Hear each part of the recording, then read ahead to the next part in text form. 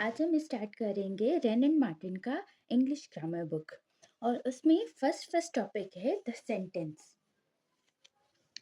Sentence.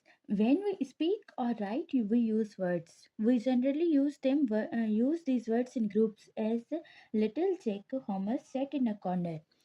इसमें कह रहे हैं कि जब भी हम बोलते या फिर लिखते हैं तो हम वर्ड्स को यूज़ करते हैं, और हम उन वर्ड्स को ग्रुप बनाकर यूज़ करते हैं, जैसे कि यहाँ पर एक एग्जांपल हुआ है। और फिर हम भी ऐसे यूज़ करते हैं, जैसे he is sitting on a bench, he is eating meal. A group of words like this which makes complete sense is called a sentence। और ऐसा ग्रुप ऑफ वर्ड्स जो एक कंप्लीट मीनिंग दे, जिसे कोई कंप्लीट मकसद मिले, उससे हम क्या कहते हैं? सेंटेंस कहते हैं। Kinds of sentences. सेंटेंसेस के कितने किस्म होते हैं? Sentences are of 4 kinds. वैसे 5 काइंड्स के होते हैं, लेकिन यहाँ पर 4 मेंशन किए गए हैं।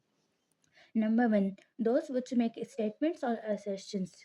पहले वो होते हैं जो सिंपल स्टेटमेंट्स बताते हैं, जैसे Humpty Dumpty sat on a wall, Humpty Dumpty wall पर बैठा। जैसे he is writing a letter, I am going to out of city. और ऐसे सेंटेंस जो सिर्फ असर्शन या फिर स्टेटमेंट दिखाएं, उनको हम कहते हैं डिक्लेरेटिव और assertive sentence. Number 2, those which see questions.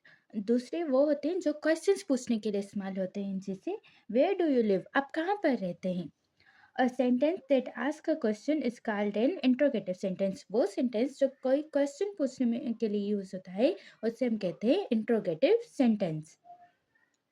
Number 3, those which express commands, requests or entreaties, as be quiet, have mercy upon us।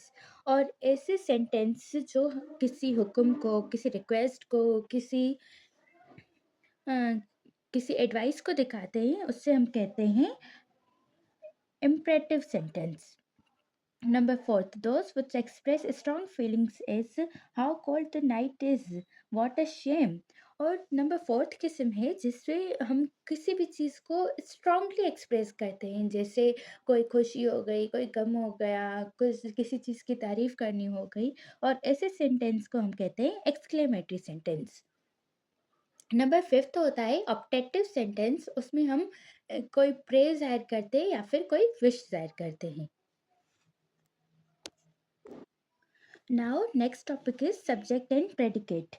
When we make a sentence, we name some person or thing and say something about that person or thing। जब भी हम कोई sentence लिखते हैं तो उसके 2 parts होते हैं। एक, जिसके बारे में हम बात कर रहे होते हैं, कोई चीज़, कोई पर्सन, कोई एनिमल वगैरह कुछ भी हो सकता है। और दूसरा पार्ट होता है जिसमें हम उस पर्सन या फिर उस थिंग के बारे में क्या बात कर रहे हैं। सही है? In other words, we must have a subject to speak about and we must say or predicate something about that subject।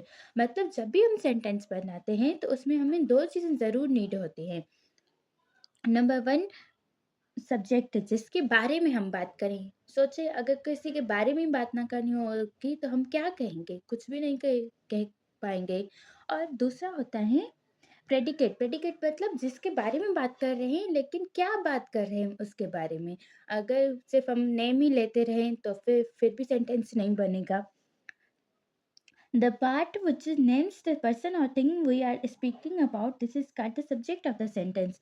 Sentence का वो पार्ट जिसके बारे में हम बात कर रहे हैं। अगर हम कह रहे हैं he is writing a letter, तो ही जो है वो वहाँ पर क्या है? सब्जेक्ट है।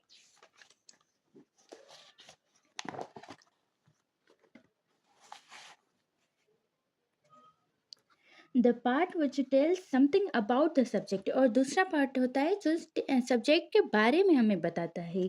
This is called the predicate of the sentence, और उससे हम कहते हैं प्रेडिकेट ऑफ द सेंटेंस।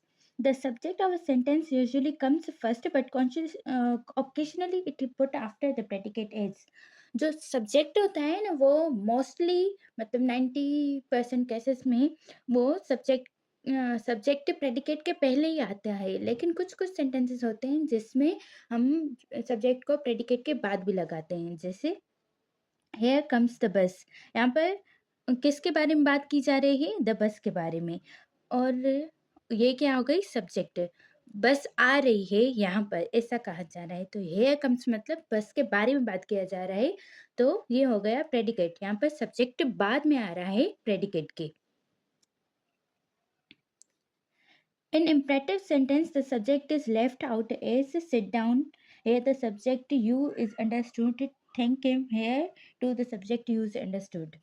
जो इम्परेटिव सेंटेंसेस होते हैं ना, उसमें हम सब्जेक्ट को लिखते नहीं हैं, क्योंकि हमें हमेशा पता होता है कि उसमें हम यू ही सब्जेक्ट होगा हमारा। क्योंकि अगर हम किसको भी कह रहे हैं कि बैठ जाओ, मतलब हम उसको कह रहे हैं, मतलब तुम बैठ जाओ, तो तुम जो वर्ड है वो हम ज़्यादा लिखने नहीं है, लेकिन बस ऐसे लिखते हैं, बैठ जाओ, सिट डाउन, खड़े हो जाओ, stand up, go out of class, मतलब यू इसमें अंडरस्टूड होता है।